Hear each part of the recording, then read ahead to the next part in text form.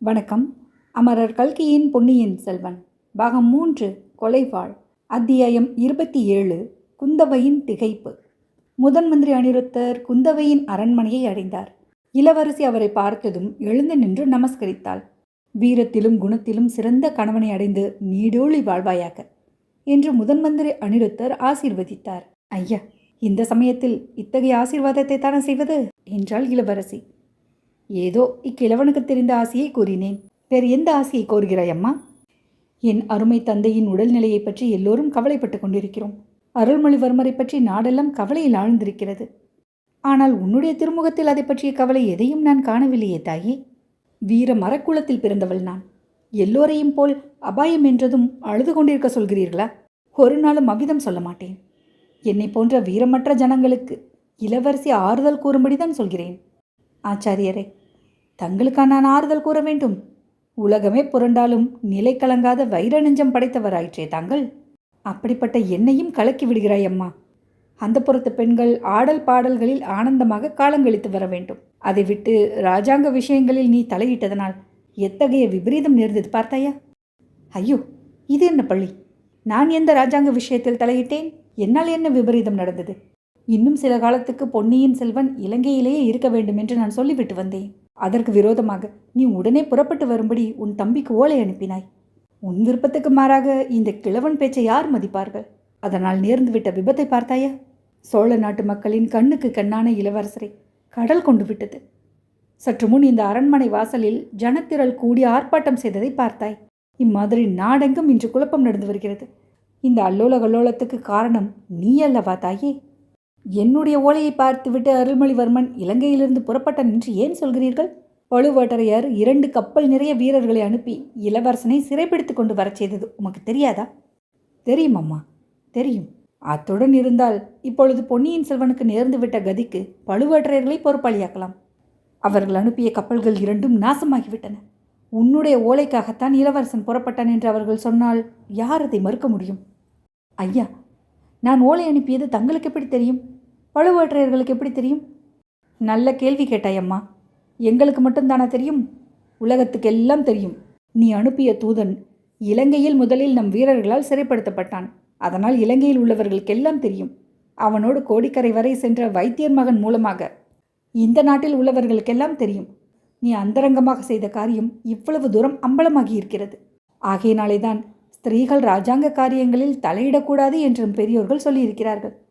குந்தவை சிறிது நேரம் திகைத்து போய் நின்றாள். மறுமொழி என்ன சொல்வதென்று அவளுக்கு தெரியவில்லை. முதன் மந்திரி நன்றாக தன்னை மடக்கிவிட்டார்.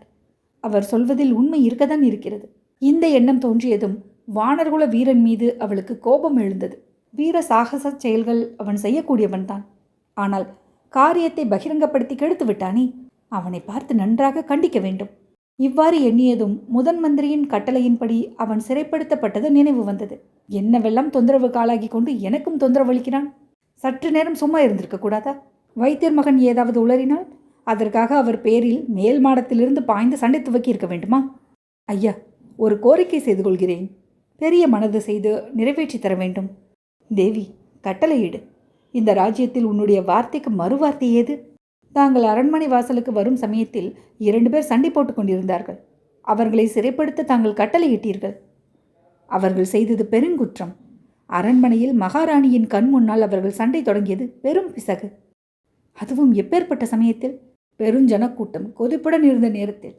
காரணம் தெரியாத ஜனங்கள் தாங்களும் சண்டையில் கலந்து கொண்டிருந்தால் எத்தகைய விபத்து நேர்ந்திருக்கும்? சிறு நெருப்பு போரி பெருங்காட்டையே அழிப்பது போல் நாடு நகரமெல்லாம் கலகமும் குழப்பமும் விளைந்திருக்குமே. ஆமையா, அவர்கள் செய்தது பெரும் குற்றம்தான். ஆயினும் அவர்களில் ஒருவனை மன்னித்து விடுதலை செய்யும்படி தங்களை மன்றாடி வேண்டிக் கொள்கிறேன். இளவரசியின் அருளுக்கு பாத்திரமான அந்த பாக்கியசாலியார்? நான் இலங்கை தீவுக்கு அனுப்பிய தூதன் அவன்தான். பழம் நழுவி பாலில் விழுந்தது போல் ஆயிற்று. எதனால் இவ்வாறு சொல்கிறீர்கள்?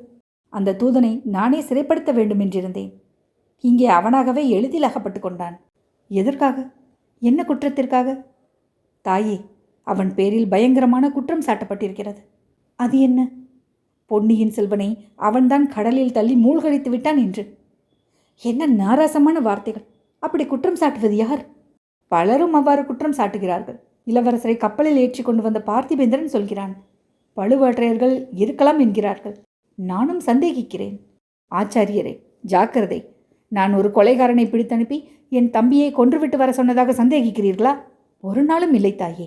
அவனை உன் நம்பிக்கைக்குரிய தூதன் என்று நினைத்து கொண்டு நீ அனுப்பினாய். அது தவறாயிருக்கலாம் அல்லவா? அவன் மாற்றார்களின் ஒற்றனாய் இருக்கலாம் அல்லவா? இல்லவே இல்லை. ஆதித்த கரிகாலன் அவனை என்னுடைய உதவிக்கு அனுப்பினான். அவனை பூரணமாக நம்பலாம் என்று எழுதி அனுப்பினான். ஆதித்த கரிகாலனும் ஏமாந்திருக்கலாம் அல்லவா இளவரசி? வழியில் அவன் மாற்றப்பட்டிருக்கலாம் அல்லவா? நான் இங்கே வரும்போது ஒற்றன் என்ற குற்றச்சாட்டு என் காதில் விழுந்தது. மேலே இருந்தவனை பார்த்து கீழே நின்றவன் குற்றம் சாட்டினான். அது என்னம்மா? மேலே நின்றவன்தான் என் தமையன் அனுப்பிய தூதன், வானர் குலத்தில் வந்த வல்லவரையன் வந்தியத்தேவன். கீழே நின்றவர் வைத்தியர் மகன் பினாகபாணி. வந்தியத்தேவனை பழுவேற்றையர்களின் ஒற்றன் என்று வைத்தியர் மகன் குற்றம் சாட்டினான். என்ன அறிவீனம்! ஏன் இருக்கக்கூடாது தாயே? ஒரு நாளும் இருக்க முடியாது. பழுவேற்றையர் காவலில் இருந்து அவன் தப்பி வந்தவன். அவனை திரும்ப கைப்பற்ற பழுவேற்றையர்கள் எத்தனையோ ஆட்களை அனுப்பி பிரம்ம பிரயத்தனம் செய்தார்கள். அவனிடம் பழுவூர் முத்திரை மோதிரம் எப்படி வந்தது தாயே? அந்த வஞ்சக அரக்கி, மாய மோகினி, விஷ நாகம், தயவு செய்து மன்னித்துக் கொள்ளுங்கள். பழுவூர் இளையராணி கொடுத்துதான் அவனுக்கு மோதிரம் கிடைத்தது. அது உனக்கு தெரிந்திருப்பது பற்றி சந்தோஷப்படுகிறேன். நான் சொன்னால் நீ நம்பி இருக்க மாட்டாய். அந்த வள்ளத்து வீரன் பழுவேற்றையர்களின் ஒற்றன் அல்ல என்பது சரி. ஆனால் பழுவூர் ராணியின் ஒற்றனாய் இருக்கலாம் அல்லவா? அது எப்படி இருக்க முடியும்? எப்படி முடியும் என்று சொல்கிறேன். வந்தியத்தேவன் நீ இலங்கைக்கு அனுப்பிய அந்தரங்க தூதன் தஞ்சை கோட்டைக்கு வெளியில் பழுவூர் ராணியை பல்லக்கில் சந்தித்தான். அப்போது முத்திரை மோதிரத்தை பெற்றுக்கொண்டான். பிறகு கோட்டைக்குள் பழுவூர் அரண்மனையின் அந்தப்புறத்தில் அவளை சந்தித்தான். அவனை பழுவூர் இளையராணி பொக்கிஷ நிலவரையில் ஒளித்து வைத்திருந்து வெளியே அனுப்பினாள். உன்னிடம் ஓலை கொண்டு வரப் போகிறான் என்று அவளுக்கு தெரியும். இலங்கையிலிருந்து அவன் திரும்பி வரும்போது அரிச்சந்திர நதிக்கரையில் பாழடைந்த பாண்டியன் அரண்மனையில் நள்ளிரவில் அவர்கள் இருவரும் சந்தித்து பேசினார்கள். அதற்கு பிறகும் பழுவூர் முத்திரை மோதிரம் வந்தியத்தேவனிடம் இருக்கிறது. இதையெல்லாம் பற்றி நீ என்ன நினைக்கிறாய் அம்மா? உன் தூதனிடம் இன்னமும் பரிபூரண நம்பிக்கை வைத்திருக்கிறாயா? குந்தவையின் உள்ளம் இப்போது உண்மையாகவே குழப்பத்தில் ஆழ்ந்தது. அத்தியாயம் 27 நிறைவுற்றது.